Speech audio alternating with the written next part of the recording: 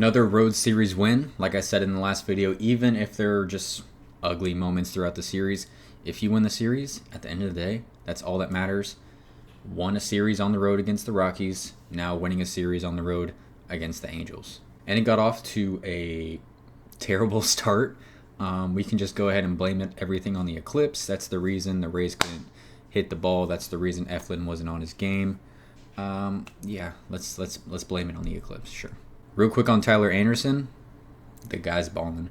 First two starts of the season, both go 7 innings pitched, both 0 earned runs. So first one was against the Marlins, who have obviously had that terrible start to the season. This one against us, and could not get nothing going.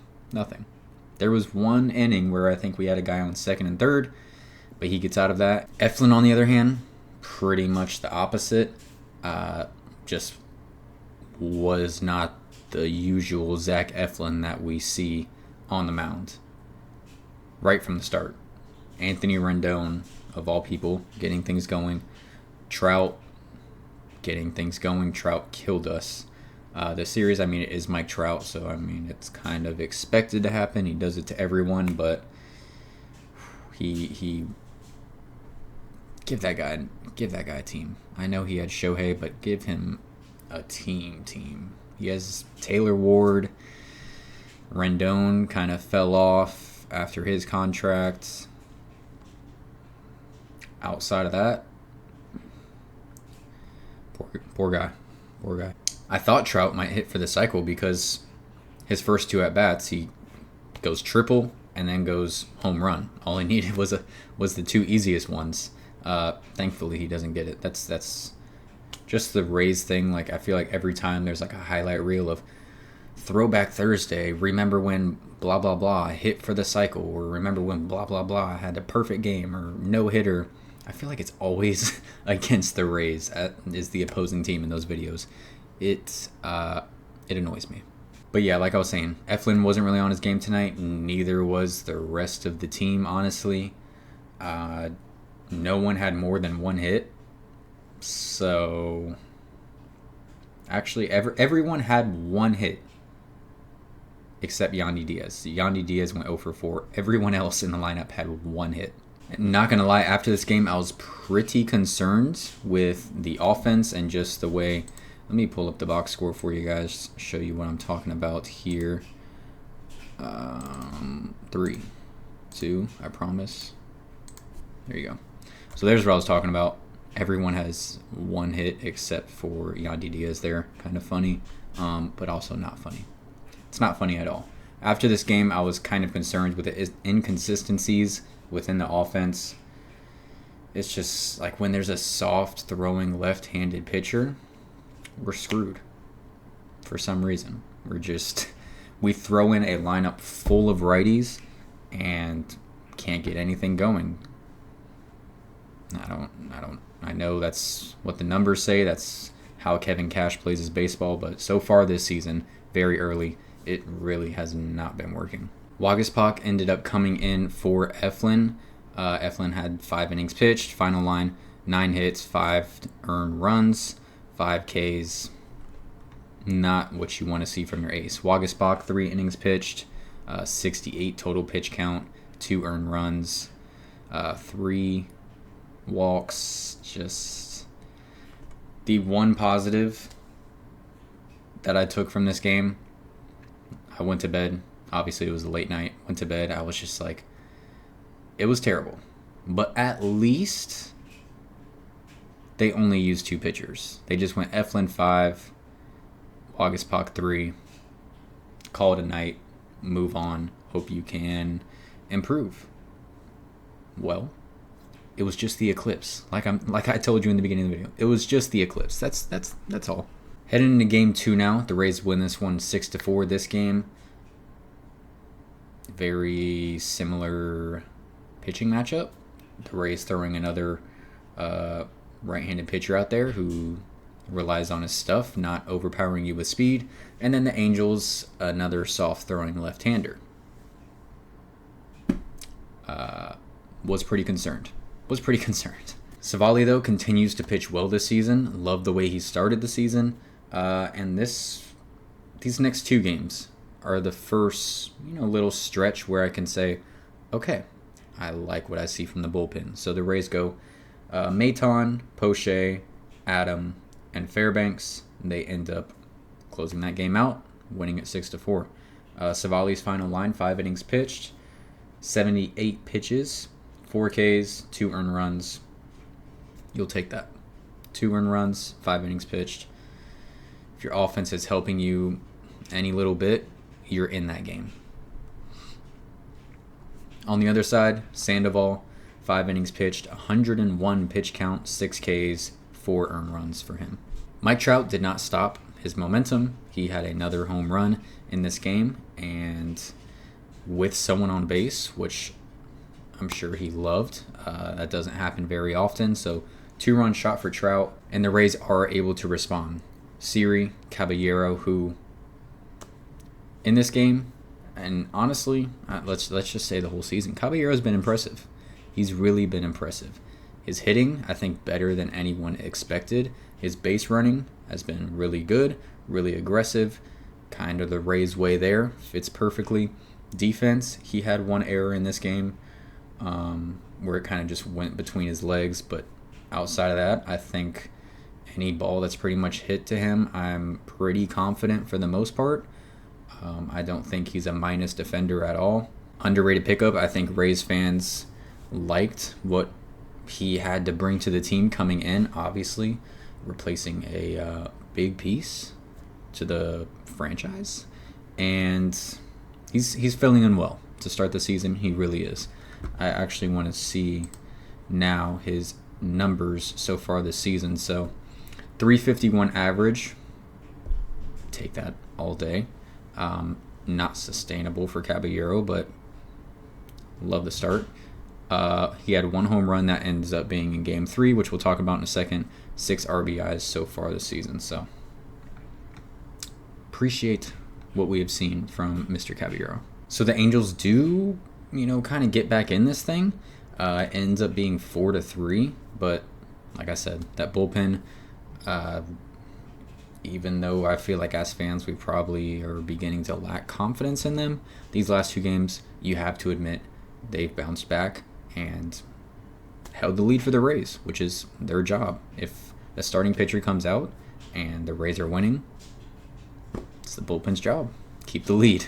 And then on to the game for today, Game 3, Littell versus Soriano. What a start. So Diaz singles to center. Arozarena reaches on an infield single. Palacios reaches on an infield single. And then there's a wild pitch. And I mean, wild. 2 runs are scored. Diaz scores, and then the catcher cannot find the ball. So Arozarena rounds third, and he scores. So that's 2-0. Early start. Paredes able to hit a sac fly to bring Palacios, who was at third, home. 3-0. That's the kind of start we like. But then going into the bottom of the first, things were kind of shaky, and you're just like, please don't mess up this start. Zach Littell has had pretty good command this season. I can say that with confidence. This game, that first inning especially, 3 walks in the first, but thank goodness, 3 strikeouts as well. So ended up loading the bases, just walking hitters, able to get out of it. The scoreboard is all that matters. 3-0 after the first inning. Jose Caballero, this is where his first home run of the season comes. 423 feet to left field. I think if you get any power from Jose Caballero, especially home runs, that's just a cherry on top, because that is not at all what we brought him in for. Fielding, speed, base running aggressiveness, that's more his forte. If you're getting home runs, that is amazing. But just like I said, a wild start. After 2 innings, there was a combined over 100 pitches already. That's insane. Before I get too deep, Brandon Lau is expected to miss some time. Forgot to mention that at the start of the video. Apparently, last night, Game 2, when he was warming up, he felt something in his right oblique, I believe. the guy just has bad luck. He has to just have bad luck because this guy is always getting injured. Always. And then he had that thing in Colorado where he just messed his ankle up or something like that on the base pad. He ended up staying in the game, but it's just like, dude, did you not see that there? It just seems like he has bad luck. Always getting injured. Doesn't seem too bad, but the oblique I feel like is something that can be easily aggravated and re-injured. So hopefully he just takes his time with the whole thing, come back healthy, and have some good luck, please. Kevin Kelly made his first appearance of the season today, being called up because Alexander is actually on bereavement. So whatever's going on there, hope he's, being able to keep a good mental state. No idea what's going on, but bereavement, hope you're doing all right. But Kevin Kelly comes in. He does give up a home run, but another game where the bullpen does play well. And going from Kevin Kelly, he gives up the one home run, to Maton, to Jason Adam, to Pete Fairbanks. None of them give up any runs other than Kevin Kelly. The Rays are able to win this game 4-2. 2 games in a row? Are we... Should I just not say anything? I think I should just not say anything. I'm just going to say good job to the bullpen and move on. We did also have a Matt Moore appearance this game. Rays legend. The umpire, even as a Rays fan, I can say there were a couple off the plate, but it was just hilarious. Game 2 and Game 3, specifically, there were hecklers. Game 2, I feel like the hecklers were more targeting the Rays players. And then in Game 3, there was one guy who was just going at the ump the entire game. And that 8th and 9th inning, that guy was pissed. He was hurt. His feelings were hurt. And it just made the game that much entertaining because you could hear every single thing he was saying. That was fantastic. On top of that, the Angels manager, not very happy at all. Mr. Washington, after the game ended, decided to walk on the field. The third base umpire, I believe it was, ended up cutting him off and just, game's over, calm things down, but he was not happy. And Fairbanks, some of those just high curveballs were falling in there, or I think that's his slider. I think his slider just has really up and down movement. Regardless, they were just falling in there, and every single one of them was pretty much called a strike. I will take it. But that's going to be it for me, guys. Thank you guys so much for watching. Rays win the series. Back-to-back road series wins. Take that. Have a day off tomorrow, and then we're back at home against the San Francisco Giants. Around the AL East, there is one particular team that is very hot right now. We just got to find our way. Been a pretty slow start. A little bit of inconsistency, especially with the bullpen there and with the hitting. So hopefully we can get closer to what the Rays will look like for most of the season. There's going to be dry spells, different parts of the team throughout the season. But I feel like once we get towards our average, what we will usually see, I feel like we'll continue to win series and climb up those standings. Once again, thank you so much for watching. Please like, subscribe. Go Rays.